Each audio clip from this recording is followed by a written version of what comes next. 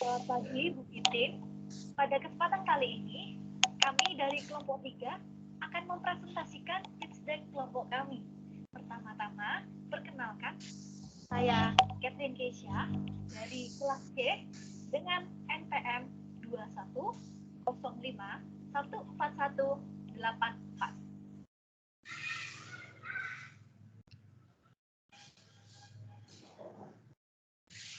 Perkenalkan, saya Ariel Wizard Panggidae dari kelas C, NPM 2105141185.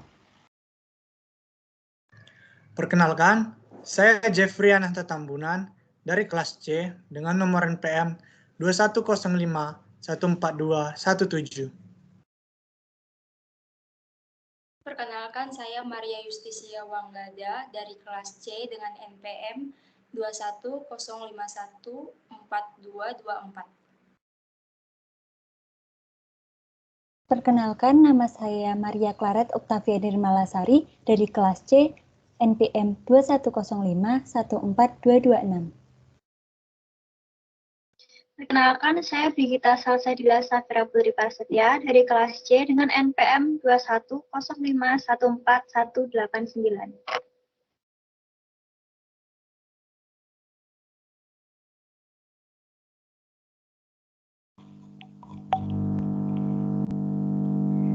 Di kesempatan ini, kami akan menggunakan istek kami untuk memperkenalkan perusahaan kami. Istek ini terdiri atas 10 poin. Yang pertama adalah tujuan perusahaan, masalah, solusi, alasan kenapa harus sekarang, ukuran besar pasar, kompetisi,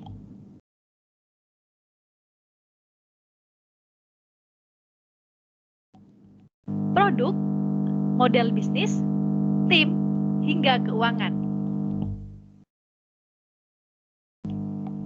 Kini, sudah saatnya perusahaan kami hadir di Indonesia, Yusmi Apparel.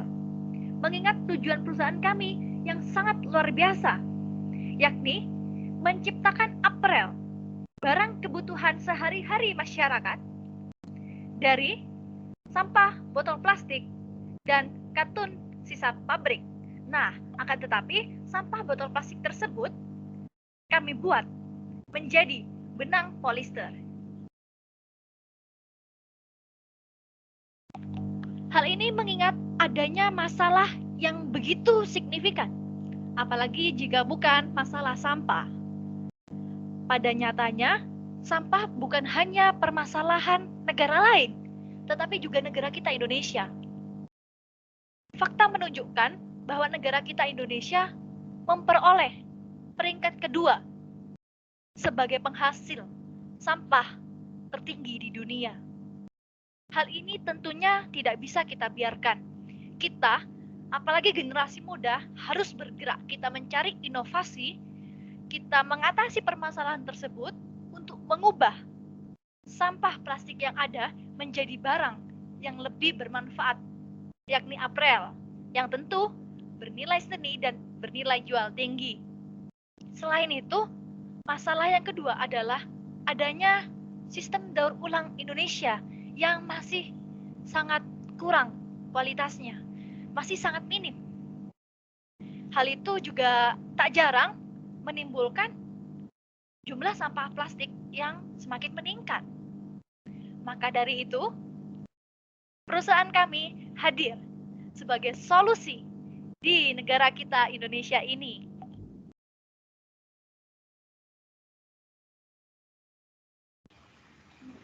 Lalu, apa sih solusi yang kami berikan? Solusi kami yang pertama adalah mengelola sampah menjadi barang yang artistik atau memiliki nilai seni dan memiliki nilai jual yang tinggi, yaitu apparel dengan harga bersaing di dunia fashion dan yang pastinya sesuai dengan kantong pelajar dan para milenial. Yang kedua, dengan adanya bisnis daur ulang, ini dapat menjadi wawasan untuk menyadarkan masyarakat mengenai daur ulang sampah. Dengan begitu, kita dapat mengurangi jumlah sampah yang dibuang ke tempat pembuangan akhir.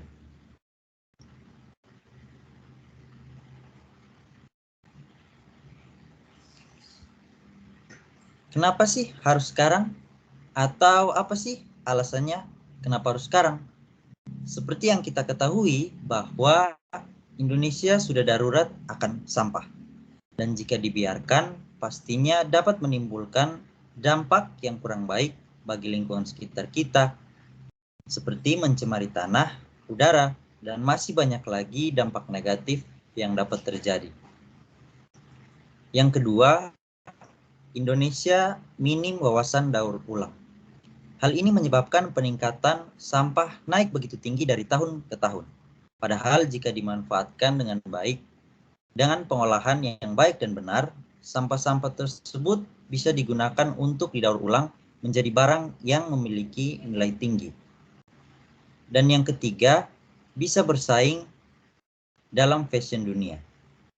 Kami meyakini bahwa bisnis ini mampu bersaing dalam dunia fashion. Karena selain harganya yang sesuai dengan kantong pelajar dan juga para milenial, pesaingnya pun bisa dibilang belum terlalu banyak.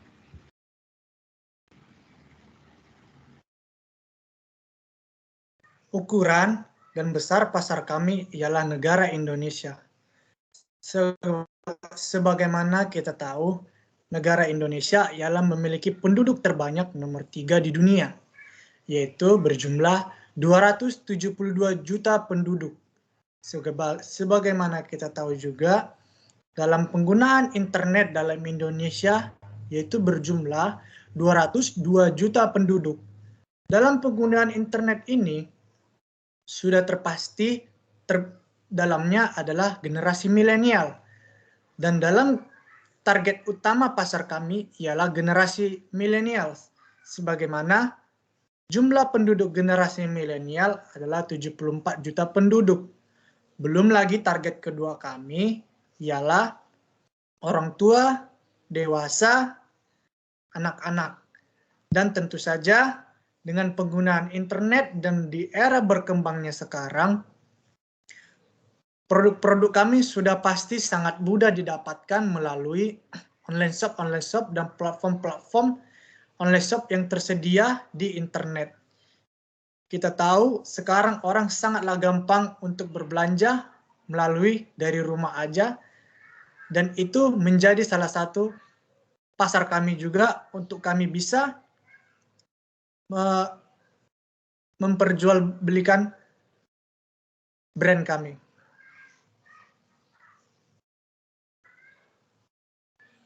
Dalam kompetitor kami dalam bidang daur ulang, dalam nomor 1 tersebut ialah ada dalam body care. Di dalam body care tersebut, mereka memproduksi kemasan mereka dari sampah dan didaur ulang menjadi kemasan produk mereka.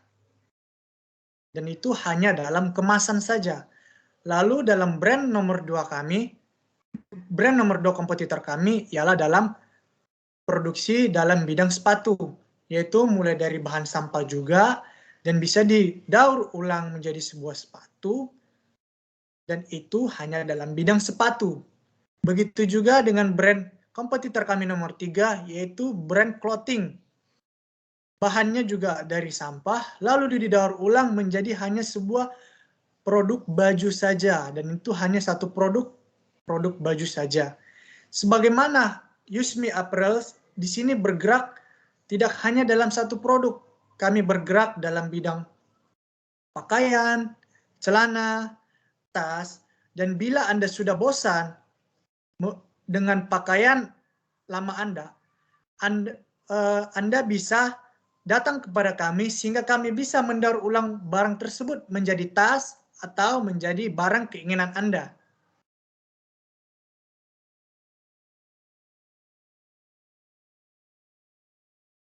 Nah, ini merupakan produk kami. Produk kami ialah berupa April yang terdiri dari tas, baju, topi, hingga celana yang dibuat dari bahan bekas berupa benang sisa pabrik, benang dari botol plastik, dan serat bambu. Dan kami bisa mendaur ulang pakaian Anda menjadi sebuah tas dan lain-lain yang lebih modern. Dan dengan menggunakan produk kami, Anda sudah menyelamatkan dunia. Produk kami juga memiliki kelebihan dan kekurangan. Kelebihannya, yang pertama, produk kami dari bahan daur ulang, dari benang polyester, dan benang sisa katun. Dan yang kedua, produk kami didesain dengan tren terbaru, seperti yang sekarang ini adalah pakaian yang oversize dan oversize blazer, tentunya dengan warna yang netral seperti hitam, putih, dan warna-warna kalem lainnya. Dan yang ketiga, bahan dari produk kami tentunya dengan quality control yang baik sehingga kualitasnya terjamin. Dan yang terakhir, bahan kami juga terkenal dengan teknologi penyerapan keringat yang cepat dan mudah kering. Lalu, kekurangannya adalah perubahan tren yang cepat. Namun, dengan adanya perubahan tren yang cepat ini, kami dapat mengatasi dengan adanya kami telah menyiapkan desainer yang handal.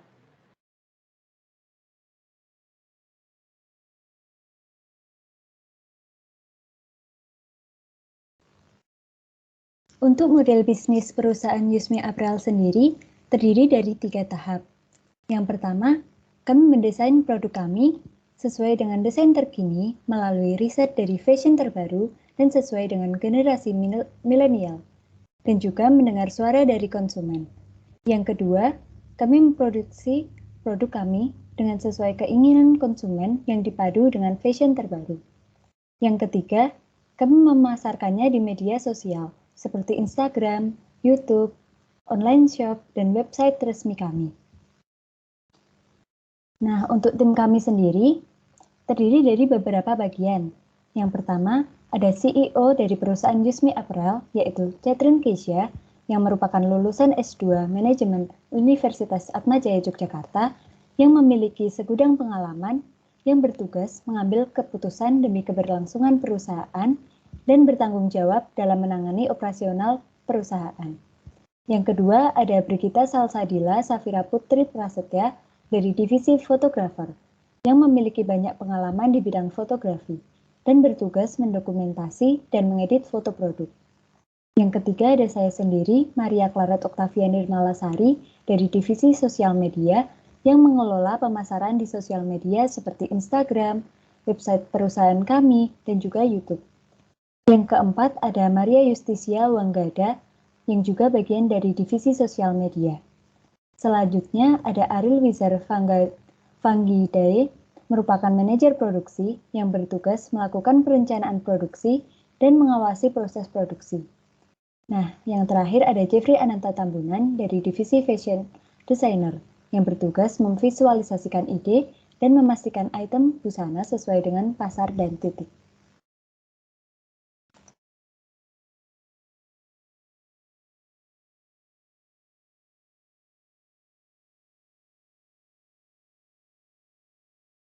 Selanjutnya, kami akan membahas tentang proyeksi keuangan.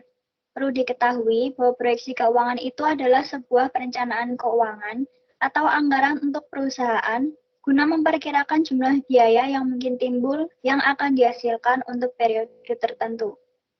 Saat kita ingin membangun sebuah perusahaan, baiklah kita membuat proyeksi keuangan terlebih dahulu agar perusahaan itu berjalan dengan lancar. Jadi, untuk proyeksi keuangan perusahaan kami memiliki target penjualan sebanyak 400 barang per tahun.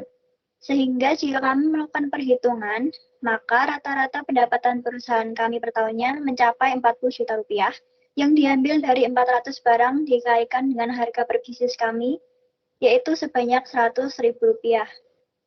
Lalu untuk komisi yang kami dapat dari pembeli adalah sekitar 40% dari harga per bisnis kami 100.000 rupiah tadi, yaitu sebanyak 40.000 rupiah. Selanjutnya untuk estimasi pendapatan per tahun kami itu adalah sebanyak 16 juta rupiah yang diambil dari perhitungan jumlah barang kami per tahun, yaitu 400 barang, dikalikan dengan komisi kita per tahun 40.000. Sehingga pada tahun kedua pendapatan perusahaan kami akan meningkat menjadi 30 juta rupiah dan pada tahun ketiga meningkat kembali menjadi 64 juta rupiah. Itulah tadi proyeksi keuangan dari perusahaan kami.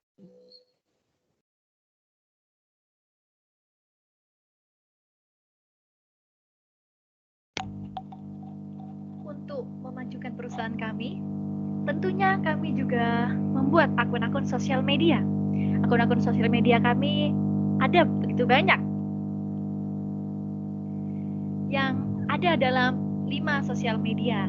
Dan para hadirin sekalian sangat bisa untuk mengetahui perkembangan atau produk-produk terbaru kami melalui sosial media yang ada selama terlebih khususnya masa pandemi ini.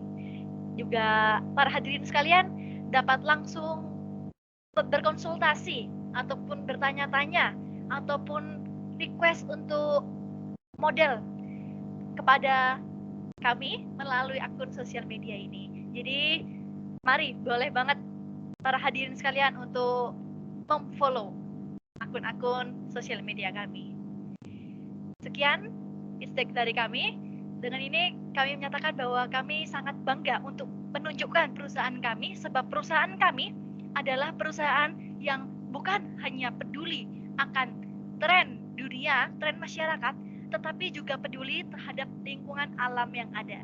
Sekian, terima kasih. Mohon maaf apabila ada kesalahan kata.